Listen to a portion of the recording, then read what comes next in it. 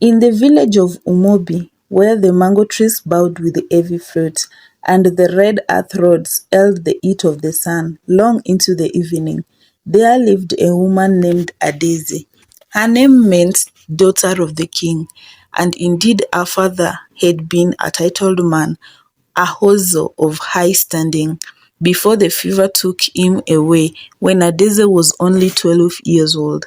Her mother Neka raised her alone after that, in a large compound that grew emptier each year as relatives drifted away to the cities, Lagos, Onitsha, Port Harcourt, seeking the white man's coin. Neka was a soft woman, made softer by grief. She could not deny her only child anything. When Adeze refused to fetch water from the stream, Neka fetched it herself. When Adeze would not learn how to pound yam, Neka hired a girl from the neighboring village to do it.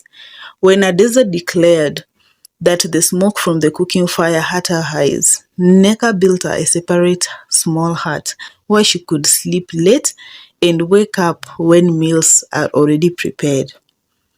Your daughter will not find a husband, the women of the village warned Neka at the market, at the church, at the Ichi ceremonies where young girls became women.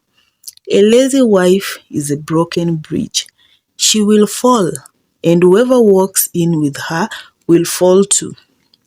But Neka only smiled, her tired smile. She is young. She will learn. She was just at her home. Love will teach her everything. Love came in from Obina, the son of the village's most prosperous palm wine tapper. He was not a handsome man. His face was too broad, his eyes were too small, his height insufficient to satisfy the village standard of masculine beauty. But he had a kind of heart and a laughter that could start anything and make the day brighter, and rolled out his eyes like thunder. He had watched Adeze at the Iji festival, the New Yam celebration where she had danced with a group of young girls, the kind of dance that graced the other women made her seem jealous of Adeze. She had worn her mother's best gala, orange as sunset, and when she moved, the cloth moved with her like a living thing. Obina had approached her afterward, sweating and nervous, offering her a calabash of fresh palm wine. She accepted it without smiling, without thanking him, and drank it, without offering him any. This should have been his warning, but he was 30 years old and married in a village where men married at 20, and his father's compound held an empty room. He saw only the grace. He did not see the emptiness behind it. They married in a dry season when the Amatan wind blew dust from the Sahara and the mornings were cold enough to see one's breath. It was a good wedding. Obina's father slaughtered 3 goats. The Igugu masquerade came out and danced for the couple. Adeze wore lace imported from Aba, and Aya was braided with beads that clicked when she moved her head. For the first time, she tried. This is the truth that must be told. She did try. She woke when Obina woke, though her body ached from the sleep. She attempted to prepare ofe and sala, the white soup he loved, though she burnt the first pot and harder seasoned the second one. She swept their small compound each morning, though she left corners untouched and dust raised but settled back on the same surface. But trying is not the same as doing, and doing is not the same as mastering. The second month, she began to sleep past sunrise. The third month, she hired a girl, Chidima, from a poor family in the next village to do the work she found distasteful. By the fourth month, she had resumed the old habits of her girlhood. long visits to her mother's house where she was still served, afternoons at the homes of the other young wives where she gossiped, ate fruit of their labor, evening at the village square. She danced while the other women pounded yam and braided hair, preparing for the next day's meal. Obina said nothing. This was his era. Equal to hers, he had been raised to believe that a man does not complain about his wife, that patience is the highest virtue, that shame is private garment wears beneath clothes. He rose each morning before dawn, as his father had taught him. He tapped his palm tree, returned at midday to a cold house, to gari and leftover stews from the previous day, to Adeze still sleeping or just rising, stretching like a cat, complaining of headache, of menstrual pains that seemed to have lasted 3 weeks of every month, of bad dreams that required her to rest. He ate at his mother's house when he could. His mother, Mbeke, was a sharp-tongued woman who had never approved of the match. "You have married a decoration," she told him, "a calabash that holds no water. What will you drink when the stream runs dry?" "She is young," Obina said, using his dead mother-in-law's excuse. "She will learn." But Adeze was not young. She was 22, old enough to have borne 2 children in a traditional way, old enough to manage a compound, to trade at the market, to balance the complex economy of rural household. Her youth was not the problem, her spirit was. She had been raised that beauty was currency, that grace was labor enough, that the world would arrange itself for her desires. And for the time, it seems she was right. Obina loved her. Even as he grew thinner, even as his clothes grew shabby because she would not wash them properly, even as his friends stopped visiting because the compound smelled of unwashed dishes and rotten garbage, he loved her. He loved the way she laughed, sudden, surprising, and bird call in the forest. He loved the way she moved there through their small house, as if it were a palace. He loved her, and he believed that love would be sufficient. It was not. The first year passed, the second. Hadeze bore no children, which the village attributed to her laziness, though the connection was unclear. The logic was sound. A home that would not work, they said, has like a farm that would not yield. The fault lay with the farmer. She did not attend the women's meeting, where births and deaths were announced, where disputes were settled, where the invisible infrastructure of the village was mentioned. She did not join the Umuada, the daughters of the clan who returned to their father's compound to settle family matters. She did not help at church and did not visit the sick, did not bring to the new mothers. She did exist in the village like a beautiful ghost, visible but untouchable, present but not participating. Obina's business began to suffer. A palm wine tapper's reputation depends on consistency, on the quality of his product and on relationship he maintains with those who buy it. But Obina was tired. He rose early, worked late, and in between, he had to do work of two, his own and the work of his wife would not do. He had to wash his own clothes or wear them dirty. He had to prepare his own food or eat cold leftovers. He had to maintain the compound, repair the thatched, clean the entire latrine, or live in a spoiler. He began to make mistake. He tapped the palm too early before the sap was sweet. He forgot deliveries. He fell asleep in the grove, his cutlass slipping off his hand, woke to the sun high and delays his work unstarted. His father died in the third year. It was a bad death, sudden, without a warning of illness. That allows for proper goodbyes.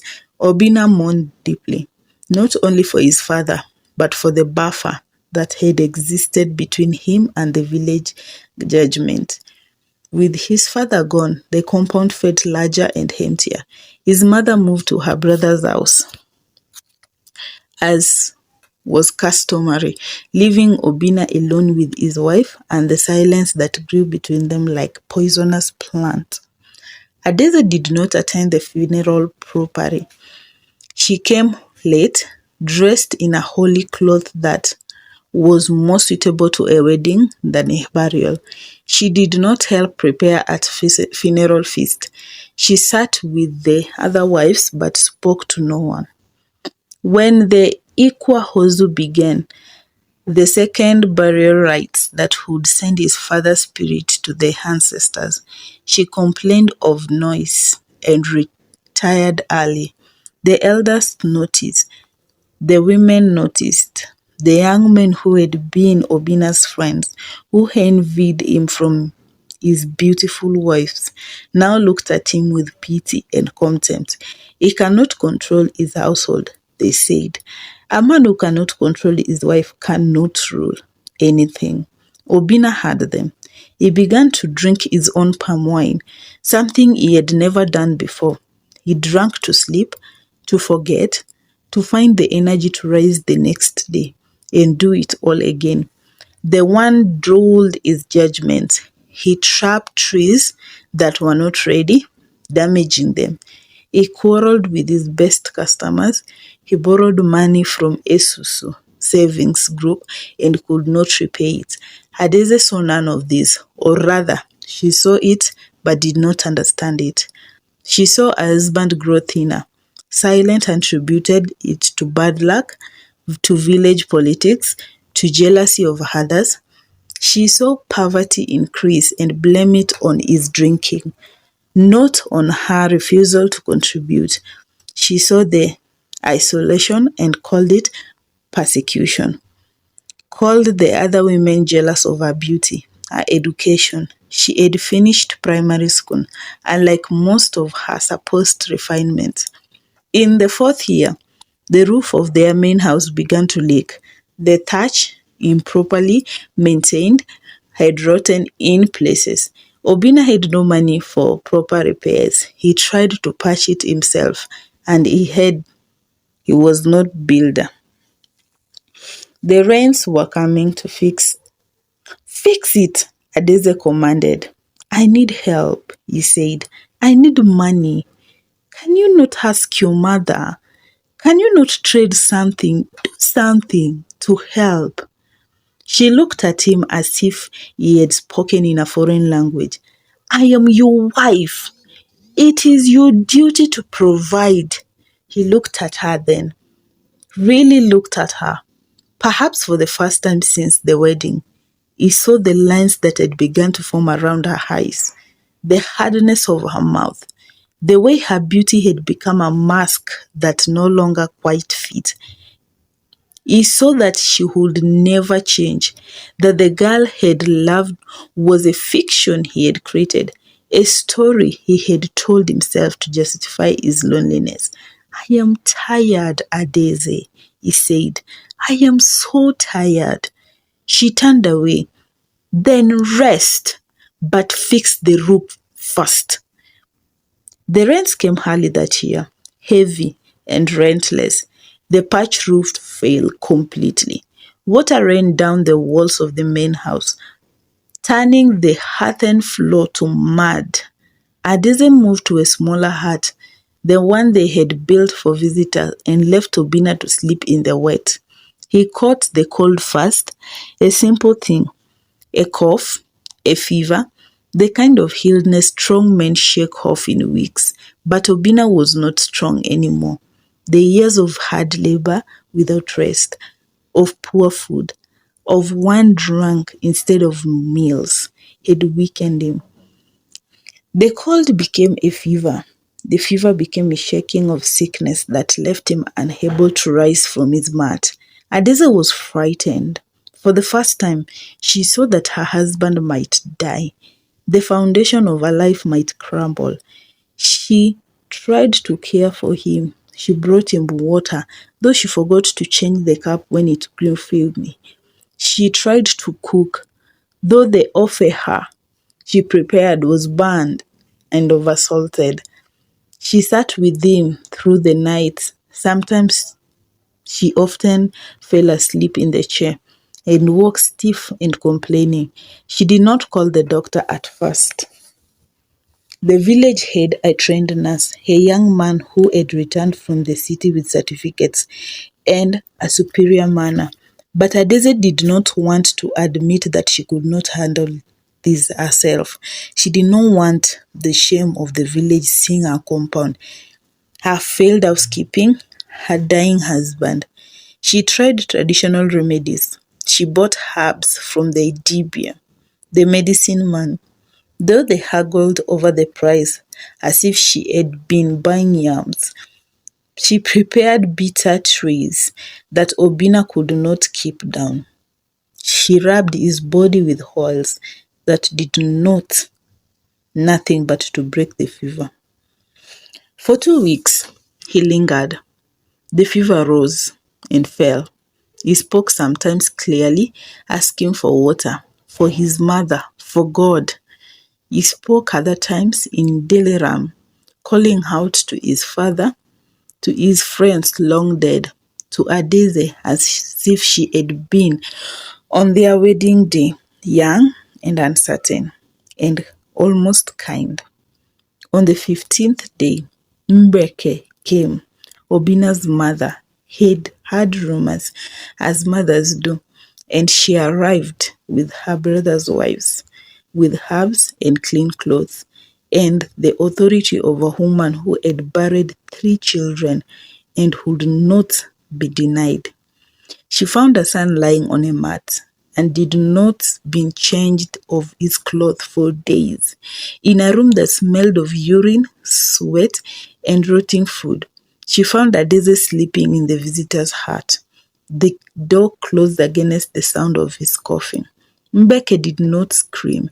She did not curse, though every fiber of her being demanded it. She sat her women to work. They cleaned Obina's body. They changed his mat, burned the old one, prepared proper meal, pap, and light soup, fed him a spoonful by spoonful. They spent for the nurse, and she came, shook his head, and administered injections, and said it might be too late, that the fever had gone to the brain, that pneumonia had set in.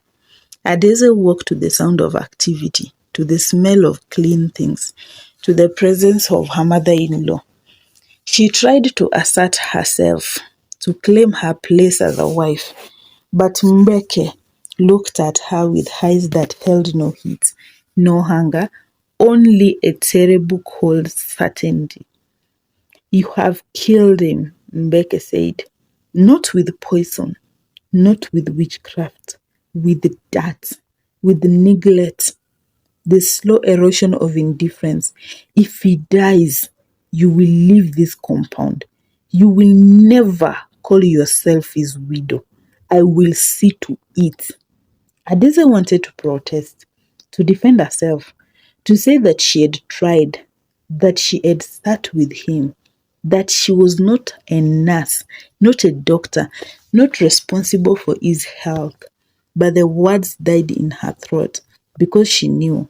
She had always known that she had not tried, not really, that she had chosen comfort over duty, sleep over service, her own small desires over the larger needs of a man who had loved her. She went to him then. She knelt by his mat and took his hand, which was hot and dry as a pepper left in the sun. His eyes were closed. She spoke his name again and again until his eyelids fluttered open. And when he looked at her without recognition, Obina said, "Obina, Obina, it is me. It is Adeze. I am here. I will take care of you. I will be better." I will learn. Please, please stay. He looked at her for a long moment. His lips moved. She leaned closer to hear. The roof, he whispered. Fix the roof. Then his eyes closed again, and he did not open them for 3 days. He did not. He changed. The fever had broken, but something else had broken too. He looked at his wife without love, without hunger, without any emotion she could name. I am going to my mother's house, he said. His voice was weak but clear. When I am strong enough, I will not return here. Adeze wept. She begged. She promised to change. Transformation, a new life. She spoke of children they would have, of the compound they would rebuild, of the love that had brought them together. Obina listened without expression. You are a beautiful woman, Adeze, he said finally. But beauty is not enough. It was never enough. I see that now. He left on the first day of the dry season, walking slowly, leaning on his uncle's arm. Adeze watched him go from the doorway of the compound she had failed to keep. She did not follow. She did not know how. The divorce came quickly. In Igbo custom, a woman who leaves her husband's house or is sent away to return to her father's people. But Adeze's father was dead. Her mother was old and living with a brother who did not want another mouth to feed, and her own behavior had made her path pariah. The Umuada met and discussed her case. They were not unkind, these daughters of the clan, but they were practical. Adeze had failed in her primary duty as a wife. She had endangered her husband's life through neglect. She had brought shame to the lineage. They granted her a small portion of the bride price to be returned. She was not a witch. She was not an adulteress. Her faults were of character and not morality. They found her a small hut at the edge of the village, near the bush, where the land was poor and the snakes were many. A widow's hut, though she was not a widow, a place for women who had no place. Adeze was 27 years old. She was still beautiful, though the beauty had begun to harden, to become something different.